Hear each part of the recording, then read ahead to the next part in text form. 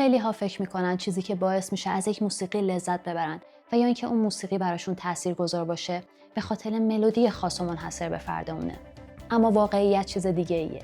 چیزی که باعث میشه از یک ملودی و یا در نهایت یک موسیقی لذت ببریم و برای ما تاثیرگذار باشه، صداهایی هستند که همزمان با ملودی در پس زمینه حرکت میکنن و به طور غیر مستقیم اونها رو میشنویم. با اینکه خاطره‌ای که از اون موسیقی به یاد ما میمونه و یا چیزی که تا مدت‌ها ممکنه به خودمون زمزمه بکنیم ملودی اون موسیقی باشه. اما چیزی که به اون ملودی روح داده و حسش رو پررنگ‌تر کرده و از همه مهمتر باعث ایجاد یک تجربه احساسی به یاد موندنی در ما شده، صداهای همراهی کننده با ملودی هستن که در نهایت باعث شکل‌گیری هارمونی میشه. من آناهیتا هستم و اینجام که در این ویدیو اولین قدم برای یادگیری هارمونی رو برداریم. اینکه آکورد چیه و با آکوردهای پایه و یا همون سنوتی ها آشنا بشیم و در نهایت یاد بگیریم که این آکوردها رو بر روی پیانو به چه شکل اجرا بکنیم.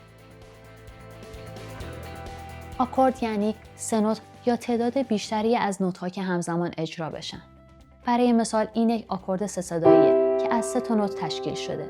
آکورد 4 صدایی هم داریم، مثل این که 4 نوت همزمان با هم نواخته میشن. آکورد با تعداد نوت‌های بیشتری هم وجود داره، مثل این که 5 صداییه و حتی آکورد 6 نوته که 6 تا صدای مختلف با هم دیگه ترکیب میشن. با کمک آکوردها میتونیم فضا و اتمسفرهای متفاوتی رو ایجاد بکنیم. آهنگساز بنا به موقعیت‌های مختلف و ایجاد فضای مورد نظر خودش، برای مثال ایجاد فضای احساسی، حس تنش و یا ایجاد فضای حماسی، از آکوردهای متفاوتی استفاده میکنه. به ساده ترین و پایه‌ای ترین نوع آکورد تریاد گفته میشه. تریاد از 3 تا نوت که نسبت به هم یه فاصله سوم دارن ساخته میشه. حالا ممکنه برای بعضیاتون این سوال پیش بیاد که منظور از فاصله چیه؟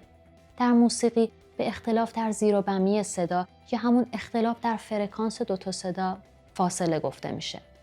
برای مثال فرکانس نوت دو با فرکانس نوت ر متفاوته. به خاطر همین صدای متفاوتی نسبت به هم دیگه تولید میکنن. در واقع هر نوتی فرکانس مخصوص به خودشو داره. حالا اگه بخوایم فاصله بین 2 تا نوت رو به دست بیاریم، باید تعداد نوت‌ها از نوت مبدأ تا نوت مورد نظرمون ها یکی یکی بشماریم تا فاصله به دست بیاد. مثلا از نوت دو تا نوت ر فاصله دومه. چرا؟ چون اگه در این محدود نوت‌ها رو بشماریم 2 تا نوت بیشتر نداریم. دو ر، پس فاصله دوم. حالا اگه بخوام فاصله بین نوت می تا سی رو بدونم، بعد تعداد نوت‌ها در این محدوده رو بشمارم. می، فا، سو، لا، سی. پس فاصله می تا سی یک فاصله پنجمه. حالا میخوام فاصله بین نوت سول تا فا رو بدونم. پس میام دوباره تعداد نوت‌ها رو میشمارم. سو، لا، سی، دو، ر، می، فا. فاصله هفتم. پس به این روش میتونیم فاصله بین هر نوتی رو به دست بیاریم. حالا که با مفهوم فاصله آشنا شدین، میتونیم برگردیم سراغ مبحث تریاد. و الان دیگه خوب میدونید وقتی که میگیم بین نوت‌های تریاد فاصله سوم دقیقاً منظورمون چیه.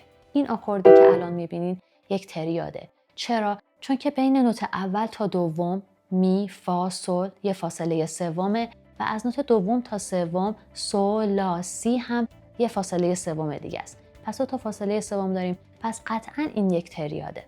یه نکته که بعد راجع به تریاد بهتون بگم این که نوت‌های تشکیل دهندش اسم مخصوص به خودشونو دارن. چپ‌ترین نوت از تریاد که روی پیانو اجرا می‌کنیم بهش نوت پایه میگیم.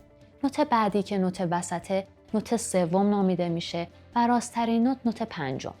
اسم نوت‌های تریاد بر اساس فاصله‌ای که نسبت به نوت پایه دارن انتخاب شده. به خاطر اینکه نوت وسط یه فاصله سوم نسبت به نوت پایه داره، اسمش نوت سوم گذاشته شده. و راست‌ترین نوت تریاد به خاطر اینکه فاصله پنجم نسبت به پایه داره بهش نوت پنجم میگیم. اگه بخوایم فقط از کلیدهای سفید پیانو استفاده کنیم و تریاد بسازیم یه روش خیلی راحت و آسون وجود داره. اینکه 3 تا از کلاویه‌های سفید پیانو رو که یکی در میون نسبت به هم دیگه هستن پیدا کنیم و همزمان اجراش بکنیم. مثل ر، فا، لا. مثل فا، لا، دو. و به خاطر فاصله‌ای که این کلیدها نسبت به هم دیگه دارن و فرمی که دستمون داره خیلی راحت تره که با انگشت 1 3 5 اجرا بکنیم. اینجوری خیلی راحت پشت سر هم بدون فکر کردن و بدون مکث میتونیم پشت سر هم اجرا بکنیم. تریادها از نظر کیفیت صدایی متفاوتن. ممکنه صدای واضح داشته باشن یا صدای کدر، تنش‌زا و یا حتی حس انتظار به ما بدن. چیزی که باعث میشه از نظر کیفیت صدایی با هم متفاوت بشن، اون دو تا فاصله سومی هستن که تریاد رو تشکیل داده.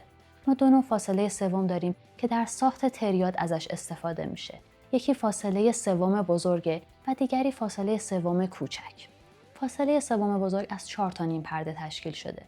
همینطور که در ویدیوهای قبلی گفتم، نیم پرده به فاصله هر کلیدی از پیانو تا کلید مجاور خودش گفته میشه. پس باید 4 تا نیم پرده حرکت کنیم تا یک فاصله سوم بزرگ داشته باشیم. برای مثال از نوت فا میخوام یک فاصله سوم بزرگ بسازم. پس 4 تا نیم پرده حرکت میکنم. 1 2 3 4 میشه نوت لا. پس از فا تا لا یک فاصله سوم بزرگه. حالا اگه بخوام از کلید سیاه شروع کنم، یعنی مثلا از می بمول و یک فاصله سوم بزرگ بسازم. 1 2 3 4 میشه نوت سل. پس از نوت می بمول تا سل هم یک فاصله سوم بزرگ داریم. حالا اگه بخوام یک فاصله سوم کوچیک بسازیم، باید به اندازه 3 تا نیم پرده حرکت بکنیم. اگه از نوت سل شروع کنم و بخوام یک فاصله سوم کوچیک بسازم، پس 3 تا نیم پرده باید حرکت کنم. 1 2 3 میشه سی بمول. پس سل تا سی بمول یک فاصله سوم کوچیکه. حالا میخوام از دو دیез شروع کنم و یک فاصله سوم کوچیک بسازم. میشه 1 2 3. پس دو دیез تا می یک فاصله سوم کوچیکه، چون که به اندازه 3 تا نیم پرده حرکت کردیم. اولین تریادی که میخوایم با هم بسازیم تریاد ماژوره.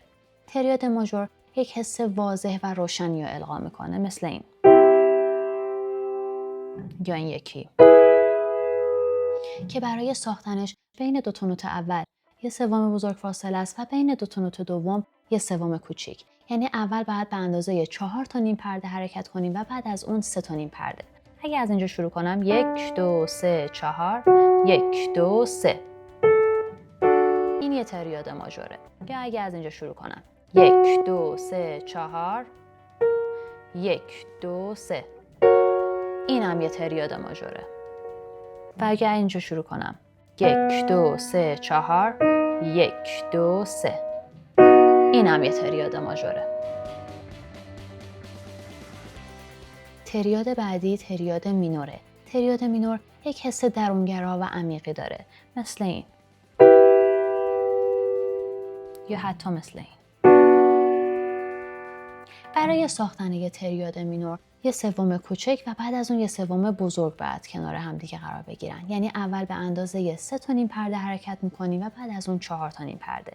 یعنی اگه از اینجا شروع کنم میشه 1 2 3 1 2 3 4، این میشه یه تریاد مینور.